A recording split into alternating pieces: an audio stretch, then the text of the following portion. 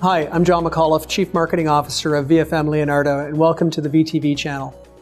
VTV is a weekly series of interviews with industry experts on the latest topics in travel e-business, and specifically online merchandising practices that help hoteliers extract more value out of their online presence. As always, we encourage you to email us at vtv@vfmleonardo.com to suggest topics that you would like us to cover in future episodes. Today, I'm joined by Tom O'Rourke, the President and CEO of O'Rourke Hospitality Marketing, an award-winning hotel marketing firm serving clients worldwide.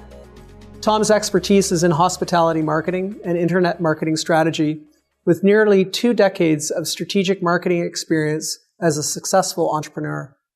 O'Rourke Hospitality is a proven expert in hotel marketing and provides a complete range of marketing services to global hospitality brands, including Marriott International, Renaissance Hotels, Weingartner and Hammonds, Hilton Hotels, Holiday Inn, and Sawgrass Golf Resort and Spa.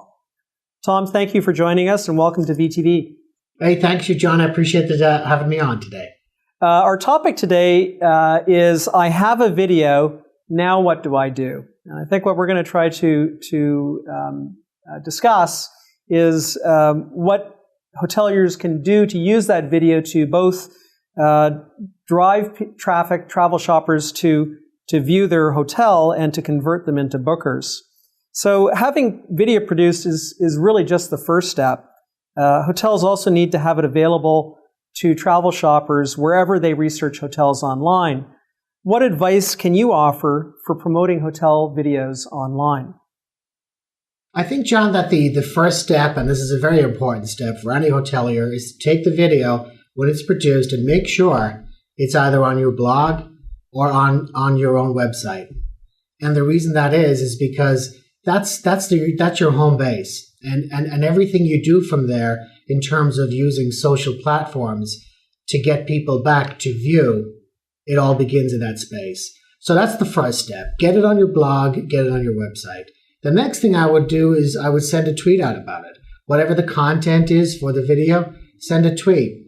And that has possibly these days can show up under the latest news section if the keyword search is correct. Mm-hmm. The next thing I would do is I'd get it on my YouTube channel and make it available there. I would post it on my Facebook. After that, I would go to sites like TubeMogul. And TubeMogul are a great free service that will syndicate your videos out to many other sites. So now you've taken a video from your blog or your website and you've sent it in a lot of different directions to entice users to come back and consume that content. Some of the other things that you can do is share it. Get it onto other sites like Delicious and StumbleUpon and bookmark sites. And just keep sharing it out there, and you'd be very surprised as you go about a month or 2 months afterwards and you look at the views that these are visits that you would never have had if you never used these platforms to get the word out. Tom, not every video is obviously going to be relevant to every travel shopper. For example, if you have a video about golf packages offered at your hotel, it will likely be more relevant to certain segments of shoppers. How can hotels ensure their videos are in front of the right travel shoppers? I think that goes back to, whether you're a hotelier and you're working with a search agency or whatever, what you need to understand is it's all about thinking of what the travel shopper is looking for. And then you need to generate your content around what the travel shopper is thinking about, as opposed to just generating content for the sake of it. An example of that is you're doing a wedding video. You make sure that after it's produced that you optimize that site for the keywords so that when people do perform a search query, that it's targeted towards that segment. And certainly segmenting them based on the types of sites that actually offer that type of thing is a smart way to go about making them more relevant. One of the things that we have noticed is when you talk about online travel agencies or TPIs, as some people call them, like the Travelocities of the world, and we do know that a lot of people use OTAs for more than just booking travel online. In fact, in a recent TIA study, they found that 66% of people indicated that their primary online channel for shopping for travel online was an OTA, whereas only 39% of people actually booked there. But one of the things that's interesting about OTAs is that price is prominent. Does a video and other form of content, whether that's visual or textual, help to have that hotel stand out? Does it help communicate value and or justify price? What's your view on that, Tom? I think it really helps to communicate greater value, because you and I know that when we go to these OTAs, and let's say, for example, I'm looking for a hotel in Manhattan, I can plug in, I can just check off hotels and do a search based on the dates I want to be there.